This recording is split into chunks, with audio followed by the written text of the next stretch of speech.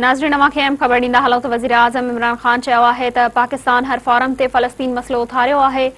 मूं OIC खे फ़लस्तीन मसइलो उथारण जो चयो। परॾेही वज़ीर शाह महमूद कुरैशी फ़लस्तीन मसइलो भरपूर तरीक़े सां उथारियो। फ़लस्तीन मसइले ते जारी कयल ख़ासि पैगाम में वज़ीर आज़म चयो त मूं फ़लस्तीन मसइले ते मुस्लमान मुल्कनि जे सरबराहनि सां ॻाल्हायो। पाकिस्तान हर फॉरम ते फ़लस्तीन मसइले लाइ आवाज़ उथारियो। वज़ीर आज़म चयो त पाकिस्तान फ़लस्तीनी भाइरनि सां गॾु बीठो आहे। फ़लस्तीनियनि खे उन्हनि जा हक़ ज़रूर मिलंदा। हिकु ॾींहुं ईंदो जॾहिं फ़लस्तीनियनि खे पंहिंजो मुल्क मिलंदो। वज़ीर आज़म वधीक चयो त सोशल मीडिया ते कंहिं बि ख़बर खे दॿाए नथो सघिजे। ओलह जी मीडिया बि इसराइल ते तनक़ीद करे रही आहे। पहिरियों भेरो ओलह मां बि इसराइल ख़िलाफ़ आवाज़ उथी।